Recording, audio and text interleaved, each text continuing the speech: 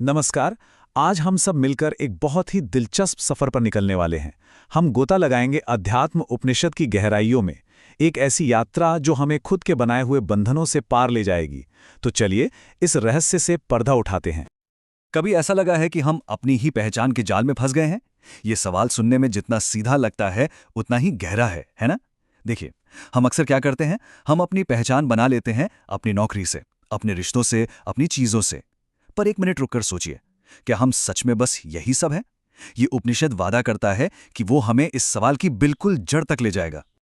तो हमारा ये सफर शुरू होता है एक बहुत ही, कह सकते हैं, बुनियादी गलतफहमी को समझने से। एक ऐसा भ्रम जो हमारी जिंदगी के हर हिस्से पर, हमारे सुख पर, हमारे दुख पर असर डालता है। और वो भ्रम है मेरा होने का एहसास। और इसी भ्रम के लिए एक बहुत पुराना, बहुत शक्तिशाली शब्द है, अध्यास। इसका मतलब बस इतना है कि जो चीज जैसी नहीं है उसे वैसा ही देखना। हम लगातार अपनी असली पहचान को उन चीजों पर थोपते रहते हैं जो हम हैं ही नहीं। तो अध्यास को और आसान भाषा में समझे तो ये बस किसी भी चीज पर अपना होने का ठप्पा लगा देना है। हम कहते हैं ये मेरा घर है, ये मेरा शरीर है, ये मेरे विचार हैं। लेकिन उपनिषद यहीं एक सवाल खड़ा करता है, क्या ये सच में मेरा है, या हम बस अपनी पहचान उन चीजों से बना रहे हैं जो बस कुछ वक्त के लिए हमारे पास हैं? और ये एक ऐसा चक्र है जो सुनने में बड़ा सिंपल लगता है, पर है बहुत पावरफुल। होता क्या है कि हम जितनी ज्यादा चीजों पर मेरा का लेबल लगाते हैं, हमारा मैं, हमारा ईगो उतना ही बड़ा होता जाता है। और सोचिए, जितना बड़ा मैं होगा, उसे चोट लगने की, उसे दुख पहुंचने की, निराश होने की संभावना भी तो उतनी ही बढ़ जाएगी ना। इस बात को समझने के लिए इससे अच्छा उदाहरण क्या होगा? जरा सोचिए, जिस घर को हम मेरा घर कहते हैं, वो तो हमारे आने से पहले भी यहीं था और हमारे जाने के बाद भी यहीं रहेगा। फिर कोई और आएगा और उसे मेरा कहेगा, तो फिर ये सच में हमारा कैसे हुआ? ये तो बस एक टेम्पररी कनेक्शन है, एक बहुत गहरा भ्रम। तो ठीक है, अगर हम अपनी चीजें नहीं हैं, अपना शरीर नहीं है, तो फिर सवाल ये उठता है कि आखिर हम हैं कौन? और यहीं से हमारी खोज का अगला पड़ाव शुरू होता है। अगर मैं मेरा शरीर नहीं हूं, मेरे विचार नहीं हूं, मेरे अनुभव नहीं हूं, तो फिर मैं कौन हूं? यही यही इस पूरी खोज का सबसे बड़ा सवाल है। और इसका जवाब ढूंढने के लिए उपनिषद हमें एक बहुत ही जबरदस्त तरीका बताता है, एक ऐसी प्रोसेस जो हमें इन झूठी पहचानों से आजाद कर सकती है। ये तरीका है नेति। नेति संस्कृत का ये शब्द उपनिषदों का एक एनालिटिकल टूल है। इसका सीधा सा मतलब है ये नहीं, ये भी नहीं। ये सच तक पहुंचने का एक, कह सकते हैं, एलिमिनेशन का प्रोसेस है। जो हम नहीं हैं उसे एक एक करके हटाते जाना। इसे ऐसे समझिए जैसे हम प्याज की परतें छील रहे हैं। हम एक एक करके हर परत को हटाते हैं। क्या मैं ये शरीर हूं जो बदलता रहता है और एक दिन खत्म हो जाएगा? नहीं, नेति।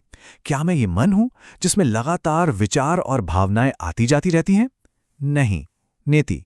हम हर उस चीज को नकारते चले जाते हैं जिसे हम देख सकते हैं या महसूस कर सकते हैं। तो फिर सवाल यह है कि जब सब कुछ हटा दिया तो आखिर में बचेगा क्या? तो जब ये सारी परतें जो हम नहीं हैं हट जाती हैं, तो पीछे क्या बचता है? क्या सिर्फ एक खालीपन?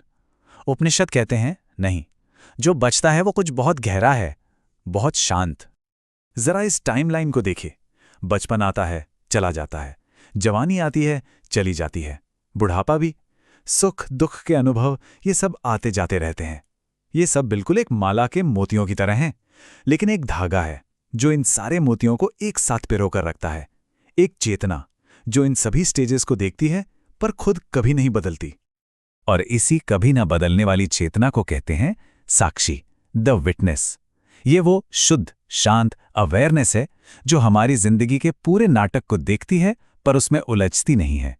नेति की प्रक्रिया के अंत में जो मिलता है वो यही सबसे बड़ी खोज है।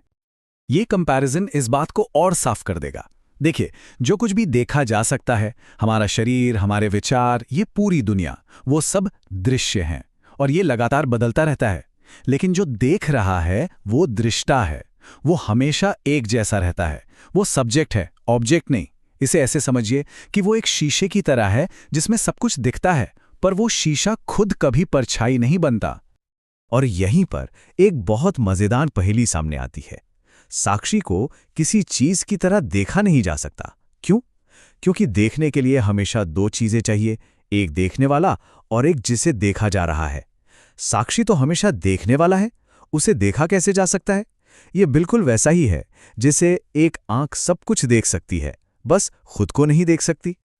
लेकिन रुकिए, साक्षी को जान लेना ये अंत नहीं है, बल्कि ये तो सच्ची आज़ादी की, एक क्रांतिकारी बदलाव की बस शुरुआत है। जब ये एहसास हो जाता है कि हम ये शरीर या मन नहीं बल्कि वो साक्षी हैं, तो इंसान अपना मालिक खुद बन जाता है।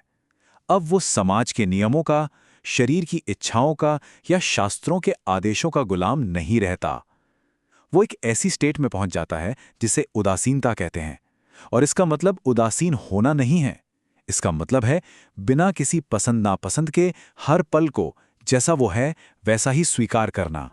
मुक्ति के जो आखिरी पड़ाव हैं वो और भी गहरे हैं। देखिए, समाज और शरीर की गुलामी से आज़ाद होने के बाद शास्त्रों की भी जरूरत नहीं रहती, क्योंकि ज्ञान अब अंदर से ही आता है। और फिर आता है सबसे बड़ा कदम, इंसान आत्मा या एक अलग मैं होने के विचार को भी छोड़ देता है।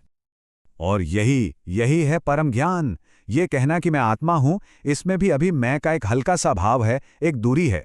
आखिरी सच तो ये है कि हमारी व्यक्तिगत पहचान उस सार्वभौमिक चेतना में पूरी तरह घुल जाए। ठीक वैसे ही जैसे पानी की एक बूंद समंदर में गिरकर समंदर ही बन जाती है, वैसे ही वो व्यक्तिगत स्व उस परम सत्य ब्रह्म में मिल जाता है। तो आखिर में ये सवाल हमारे लिए रह जाता है, जब मैं की ये पूरी खोज, सारी कोशिशें और यहां तक कि खोजने वाला भी, जब सब मिट जाता है तो पीछे क्या बचता है? ये एक ऐसा सवाल है जिसका जवाब शब्दों में नहीं मिल सकता। इसका जवाब सिर्फ गहरे अनुभव में ही है।